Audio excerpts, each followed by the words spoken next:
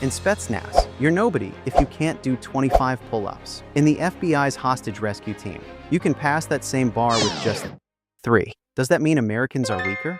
Today, you're going to step into the gear of 2 of the most secretive units on the planet. The hostage rescue team, an FBI unit few people talk about out loud, and the Spetsnaz, Alpha, and Vimple, 2 units Russia doesn't officially comment on, but the whole world knows by the results of their work. Chapter 1. Selection. FBI HRT. You're already an FBI agent, years on the job behind you. You've taken suspects, run surveillance, sat in stakeouts. You thought you understood pressure. You were wrong. On day 1, your name is erased. From now on, you're a number on a vest. No special agents. No achievements, no past. You start from 0. Your easy walk begins with a run. But not just a run. You're carrying a 35-pound breaching ram in your hands, a steel block used to smash doors. After a mile, your shoulders are burning. After 2, your arms barely hold. You don't stop because the man next to you doesn't stop. And behind him, another one. On day 6, something happens that physical training didn't prepare you for. You haven't slept for 2 days. Your muscles are stone. Your brain is running on emergency power, and right then, they put you in front of cameras. Instructors play aggressive reporters. They shout, they accuse, they interrupt and provoke. They want to see you snap. Because HRT responds to negotiations. Because an HRT operator can end up face-to-face with media, with politicians, with hostages' families. And if you yell back, you're going home. HRT isn't looking for just an athlete. They need a mind.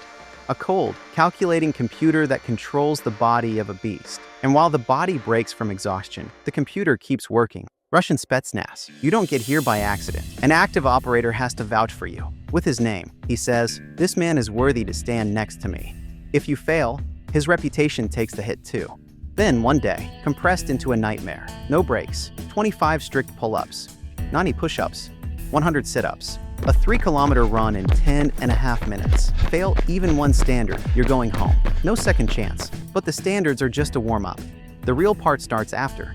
3 rounds of sparring, 3 minutes each. Heavyweights step in against you.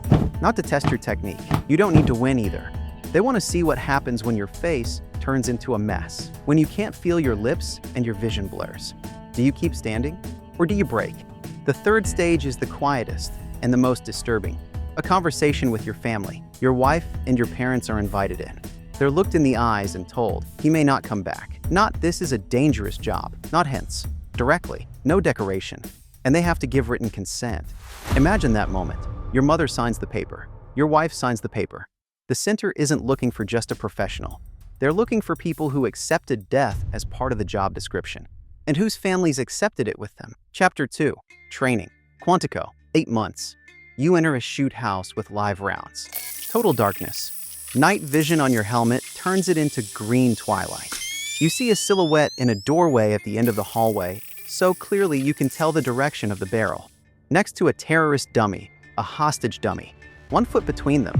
Miss, and your HRT career is over. No discussion. You're taught to approach a target underwater so no bubbles reach the surface. To work with a negotiator, while he talks, you take position. Sometimes negotiations are just a way to buy time for a sniper. The call can come at any moment, and within 4 hours you can be anywhere in the US. Spetsnaz, a residential building on the outskirts of Moscow. Inside, instructors playing militants, live weapons for everyone. Your pair enters the stairwell. One moves, the other covers. Then you switch. Every flight, again. You don't know which door an instructor is behind or when he steps out. This isn't a training scenario with flags and timers. You can take a blank round at point-blank range, and it counts as death. The debrief will be brutal. After months of this, you might be sent to Syria. Same stairwell, same flights, but now it's real gunfire.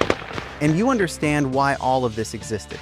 Not so you know the algorithm, but so your body runs it on its own while your mind is already thinking about the next door.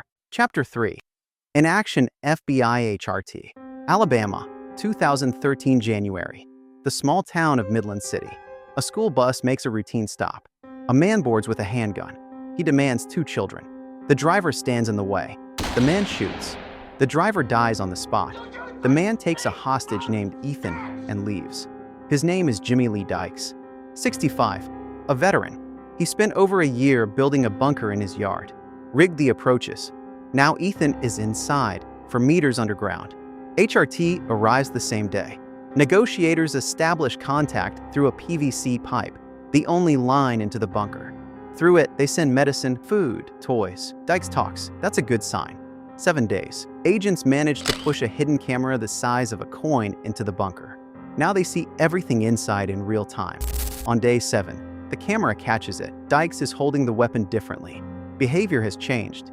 The negotiator reports. Contact lost. 3:12 p.m. The team breaches the bunker roof. A flashbang goes in. Ethan survives. When an agent visits him in the hospital, the boy is playing with toys and laughing.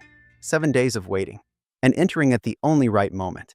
Russian Spetsnaz, Beslan, September 1st, 2004. The first day of school. School number 1 in Beslan. Children with flowers, parents with cameras. At 9:15 a.m., militants storm the yard. 32 men. They take the school in 8 minutes. Inside, 1,128 hostages. More than half are children. Alpha and Vimpel fly in from Moscow the same day. For 3 days, they study the perimeter. Crawl between apartment blocks and garages under sniper fire, hitting anything that moves. An assault isn't planned. The focus is on negotiations. The militants demand troop withdrawal from Chechnya. The talks go nowhere. September 3rd, 1:05 p.m. Inside the gym, the terrorists detonate improvised devices. The roof partially collapses. Hostages run through the breach. Militants open fire on children. There's still no order to assault. The operators move forward without it. You enter the school. Body armor, 45 pounds on you, rifle in hand. Ahead, a corridor filled with smoke and screams. You don't know where the militants are. You don't know what else is rigged. Vimpel Lieutenant Andrei Turkin storms the cafeteria where militants hold survivors. Takes one down. The second throws a grenade into the crowd and runs. Turkin falls on it. Alpha Major Alexander Parov pulls children under machine gun fire, shields them with his body. That day, the center lost 10 men. All 3 assault group commanders were killed, for were awarded Hero of Russia posthumously. On the wall of the Beslan School Assembly Hall, it still says, Alpha, Vimpel, thank you. So, which model is the answer? I want to hear from you right now in the comments. Scalpel or sledgehammer? Don't just scroll past. Make your choice. Strip away the flags and the gear. Look past the patches. Look at the raw logic of survival. The hostage rescue team is a scalpel. It is a tool of surgical precision, designed to function in a world of rules, legalities, and micromanagement. They operate in a reality where a single stray bullet is a national scandal. That's why they look for a mine that won't break. They don't just wait for the opening. They engineer it using every sensor, every drone, and every psychological profile available. To them, the mission is a math problem where the only acceptable answer is 0 casualties. Russian Spetsnaz. It was forged in the fires of asymmetric warfare, where the enemy doesn't want to negotiate. They want to burn everything down. In that chaos, the plan usually evaporates in the first 5 seconds. That's why they look for a body that won't break.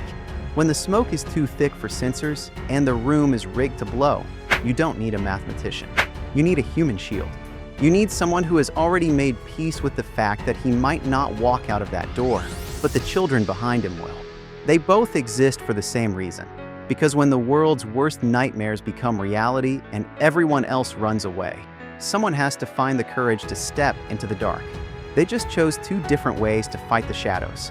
If you're facing a barricaded suspect with a hostage and you have the luxury of time, you want the HRT. They will wait for that 1 millisecond window where the threat is neutralized before he even hears the glass break. But if the world is ending, the gym is on fire, and the killers have already started their countdown, you need the center. You need the men who move forward when logic says stop. Men who don't wait for an order because their brothers are already in the breach. One model relies on calculating the chaos. The other relies on overpowering it. So, here is my question to you, and I'm looking for your answer in the comments. If you were the one trapped behind that door, which philosophy would you want coming for you? The precision of the mind or the raw power of the will? Go down there and justify your choice. Let's see which unit takes the win today. And remember, in this world, we're lucky both exist.